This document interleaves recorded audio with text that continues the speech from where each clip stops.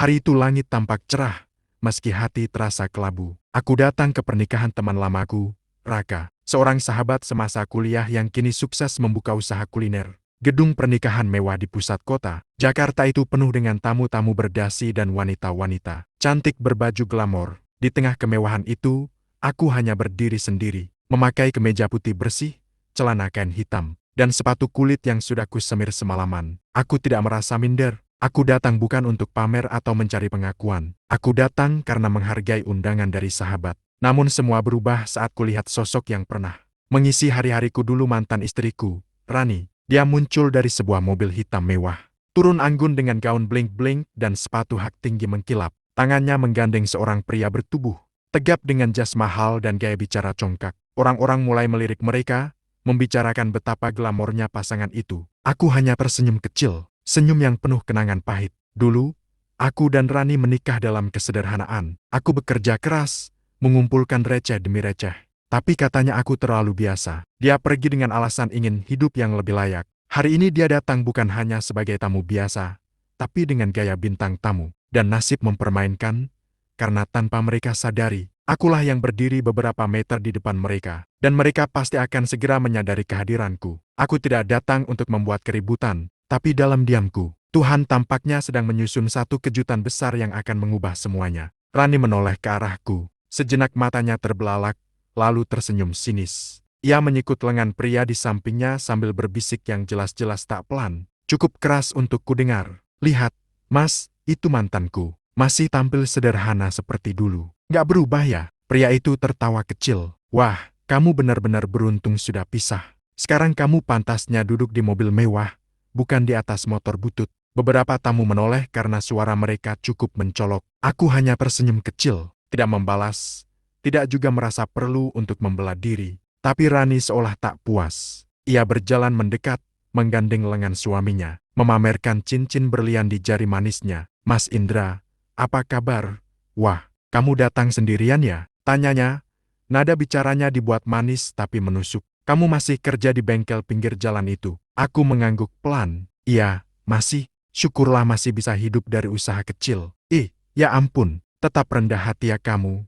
Jawabnya sambil tertawa kecil, menutup mulut pura-pura sopan. Kita sih sekarang udah sibuk ngurus bisnis properti. Baru beli villa di puncak. Tadi aja kita pakai Mercy S-Class. Miles bawa mobil biasa. Aku menoleh sekilas ke arah mobil hitam mewah yang mereka tumpangi tadi. Ada sesuatu yang terasa familiar. Tapi aku tetap diam. Ya udahlah.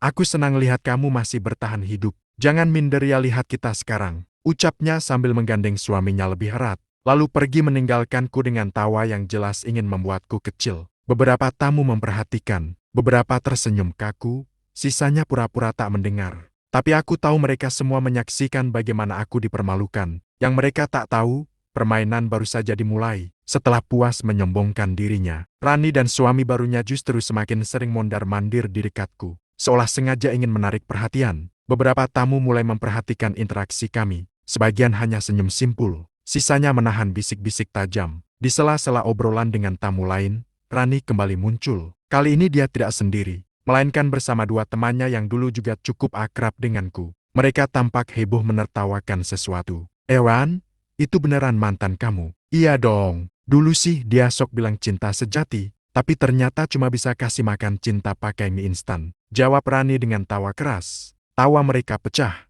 Suami Rani ikut tersenyum lebar, ikut menambahkan, kalau gitu pantas kamu pergi. Mana bisa istri cantik kayak kamu cukup hidup dari cowok kere begitu. Aku masih berdiri di tempatku, menahan emosi, tapi tak menunjukkan kemarahan. Bukan karena aku lemah, tapi aku tahu ada sesuatu yang jauh lebih manis dari membalas dengan kata-kata. Aku mendekat sedikit, lalu tersenyum. Senang lihat kalian bahagia. Mobil barunya keren. S-Class ya, platnya 2128 Kria. Tanyaku pelan, tapi tajam. Rani sedikit terkejut. Kamu tahu platnya? Tumben perhatian. Aku hanya tersenyum dan menjawab santai. Iya, soalnya kayaknya pernah lihat di daftar penyewaan minggu lalu. Ekspresi Rani langsung berubah sesaat, tapi ia cepat menutupinya dengan tawa canggung. Jangan sok tahu deh. Mas, mobil ini punya suami aku. Udah bayar lunas. Kamu nggak usah iri. Oh tentu, aku nggak kiri kok. Jawabku sambil menepuk bahu pria di sampingnya. Yang penting, kalau sewa mobil, jangan lupa kembalikan tepat waktu ya. Denda per jamnya mahal. Aku berbalik, meninggalkan mereka yang mulai saling pandang, kebingungan. Beberapa tamu menahan senyum. Aku tahu, momen itu belum klimaks. Tapi percikan kecil sudah kutebar. Dan sebentar lagi, api besar akan menyala. Aku menjauh dari kerumunan, mengambil segelas minuman dari pelayan yang melintas. Sambil berdiri di pojok ruangan, mataku terus memperhatikan mobil hitam yang diparkir megah di depan lobi gedung. S-Class hitam metalik, tahun keluaran baru. Tapi bukan itu yang membuatku yakin, melainkan stiker kecil di bagian dalam kaca depan. Logo perusahaan rental milikku sendiri, Aruna Mobilindo. Perusahaan itu kusembunyikan dari banyak orang. Bahkan teman terdekat pun hanya tahu aku bekerja di bengkel kecil. Mereka tak pernah tahu bahwa dari bengkel itu, aku memulai bisnis persewaan mobil, lalu berkembang pesat. Sekarang, aku punya puluhan unit. Termasuk yang satu itu Mercedes-Benz S-Class. Mobil paling mahal di armadaku. Kupastikan sekali lagi, di sisi kiri bawah bumper, ada bekas goresan kecil yang hanya bisa terlihat jika diperhatikan benar. Ya, itu mobilku. Mobil yang kusewakan kemarin, untuk paket 3 hari, atas nama Aditya Wibowo, nama suami baru mantan istriku. Aku tertawa dalam hati. Begitu ya, Wan, pamer kemewahan, tapi pakai milik orang lain. Dan lucunya, milik orang yang kau hina. Aku segera membuka ponsel dan menghubungi Reno, manajer operasional di kantor rentalku. Halo, bro, mobil S-Class yang disewa Aditya Wibowo masih aktif kan hari ini? Masih, mas, jadwal pengembaliannya lusa. Kenapa? Bagus, kamu bisa kesini sekarang. Ke gedung Grand Puspita, bawa surat kontraknya juga. Oke, mas, langsung berangkat. Aku menutup telepon. Hati ini tak lagi terasa pahit. Justru sekarang terasa hangat. Seperti akan menyaksikan sebuah pertunjukan balasan yang sudah lama pantas diberikan. Bukan karena sakit hati, tapi karena harga diri. Dan di acara ini, semua topeng akan terbuka. Suasana pesta semakin meriah. Musik mulai mengalun, dan tamu-tamu sudah memenuhi meja-meja yang dihias megah. Aku tetap tenang di kursiku, menyendiri, sesekali tersenyum saat ada yang menyapa. Tapi pikiranku fokus pada satu hal, rencana kecil yang sedang kususun. Rani dan suaminya masih sibuk berbaur, tertawa lepas seolah dunia milik mereka. Setiap langkah mereka diiringi tatapan kagum sebagian tamu. Mobil mewah yang mereka tunggangi benar-benar jadi pusat perhatian mereka. Dengan bangga mengaku itu hasil dari kerja keras dan bisnis besar mereka. Jadi Mas Aditya ini pemilik properti dan saham, ya? Tanya salah satu tamu. Iya, jawab Rani sambil memeluk lengannya. Alhamdulillah, hidup kami sekarang jauh dari kata susah. Aku hanya tersenyum, tidak ingin mencuri perhatian. Tapi diam-diam,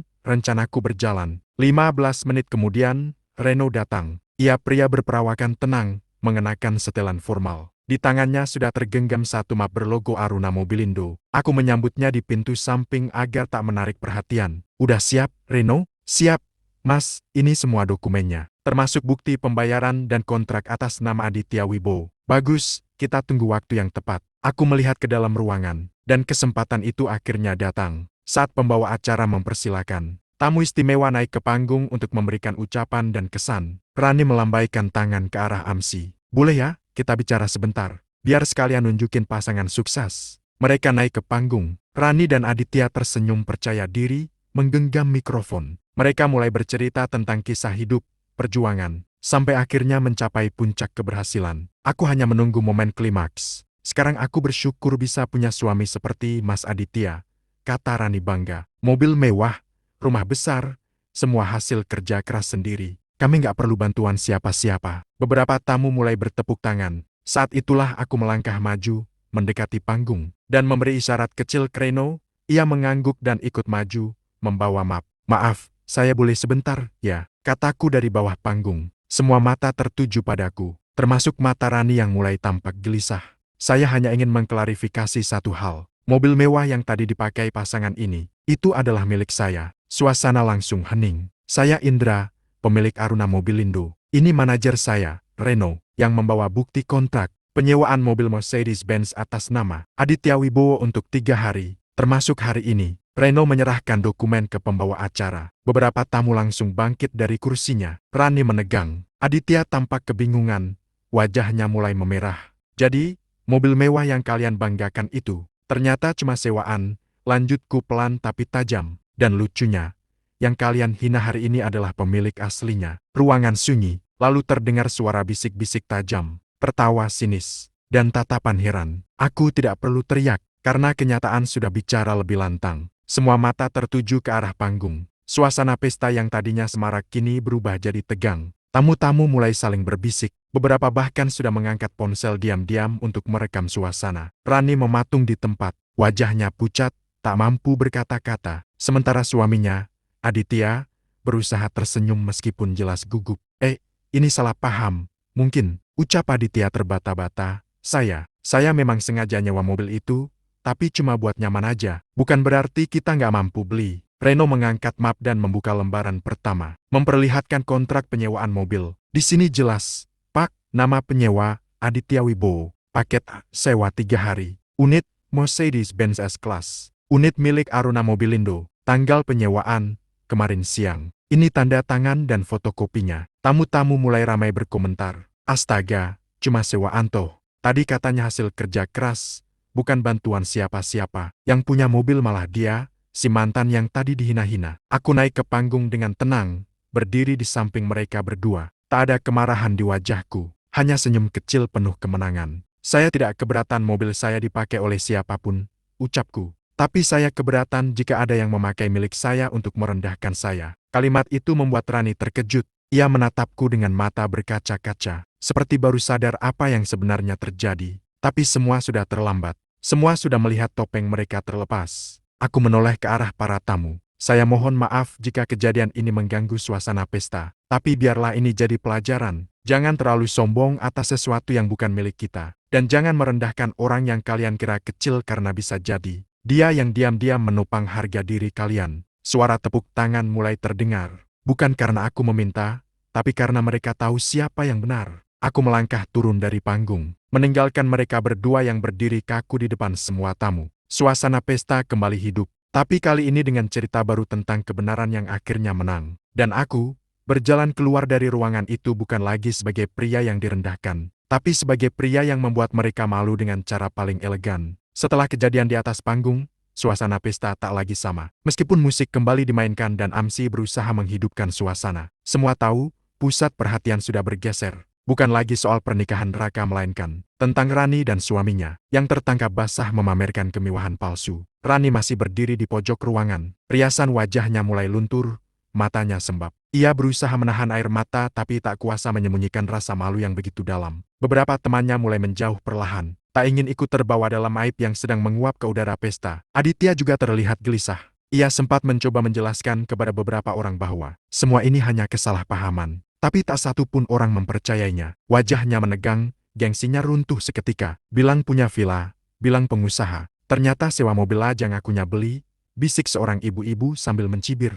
Padahal tadi mereka pamernya lebay banget, tambah yang lain. Rani akhirnya duduk di salah satu kursi, menunduk, menutupi wajahnya. Aditya berdiri di sampingnya, menahan amarah tapi tak bisa berbuat banyak. Mereka kini jadi bahan pembicaraan dari tamu biasa hingga keluarga pengantin. Aku berdiri tidak jauh dari situ, berbincang ringan dengan beberapa sahabat lama. Tapi dari sudut mata, aku bisa melihat semuanya bagaimana seseorang yang dulu pernah menginjak harga diriku, kini sedang memungut sisa-sisa kehormatannya yang hancur. Aku tidak menertawakan mereka, tidak juga memaki. Aku hanya diam dan membiarkan waktu bekerja. Beberapa tamu menghampiriku, menepuk pundak sambil tersenyum. Keren banget bro, lo dim-dim jago ya, lo bells elegan. Gue salut. Satu persatu orang mulai tahu siapa aku sebenarnya. Bukan pria sederhana yang dikira tidak punya masa depan, tapi pria yang membangun segalanya dari nol, tanpa perlu menginjak orang lain untuk naik. Di sudut ruangan, Rani akhirnya menoleh padaku. Tatapan matanya kosong, entah ingin marah, malu, atau menyesal. Tapi aku hanya membalasnya dengan senyum singkat tanpa kata-kata. Karena sekarang, semua sudah jelas. Topeng mereka telah roboh, dan yang tersisa hanyalah wajah asli, yang tak mampu menahan sorotan kenyataan. Aku duduk di teras depan gedung sambil menikmati angin sore yang mulai sejuk. Segelas kopi hangat dari catering kubiarkan menghangatkan telapak tanganku. Suasana pesta masih berlangsung di dalam, tapi aku memilih menjauh.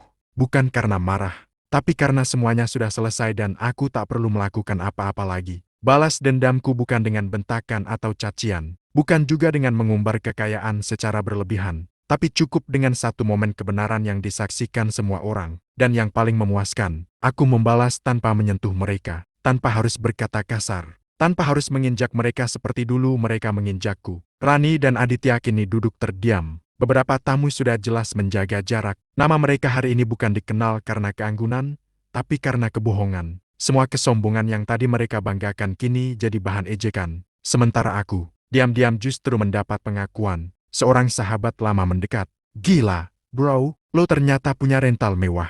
Kok bisa nggak kelihatan? Aku cuma nggak suka pamer.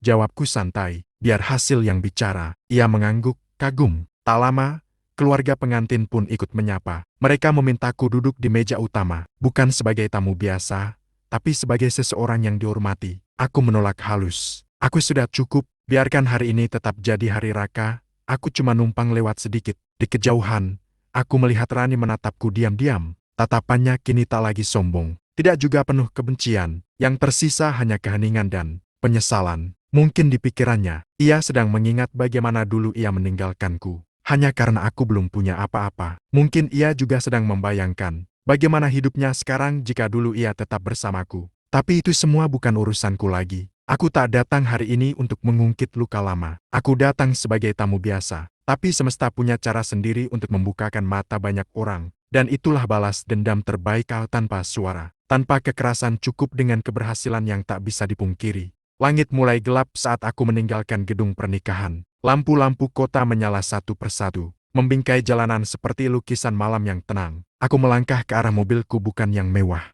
Hanya SUV hitam sederhana yang kupakai sehari-hari. Tapi di balik kesederhanaannya, aku tahu, aku tak perlu lagi membuktikan apapun kepada siapapun. Sebelum masuk mobil, aku sempat menoleh ke belakang. Dari balik kaca gedung, aku melihat Rani masih duduk termenung. Ia tak lagi memegangi lengan suaminya, tak lagi tertawa lantang. Wajahnya kosong, seperti orang yang baru sadar bahwa semua yang dibanggakannya tadi bukanlah miliknya. Malam itu, aku menyadari satu hal besar. Kemenangan tak selalu butuh sorak-sorai. Terkadang, ia datang dalam diam. Saat dunia melihatmu berdiri tegak, sementara mereka yang pernah meremehkanmu terbungkam oleh kenyataan. Aku tak pernah menyangka hari ini akan menjadi titik balik. Aku datang hanya sebagai tamu, berniat memberi selamat pada sahabat. Tapi Tuhan punya rencana lain, rencana untuk menunjukkan bahwa yang sabar tak akan selamanya di bawah. Ku kemudikan mobilku pelan, menyusuri jalanan malam Jakarta dengan tenang. Bukan lagi dengan beban masa lalu, tapi dengan kepala tegak dan hati ringan. Dendamku telah lunas. Tapi bukan dengan luka melainkan dengan pencapaian, ketulusan, dan kemenangan. Tanpa perlu berteriak,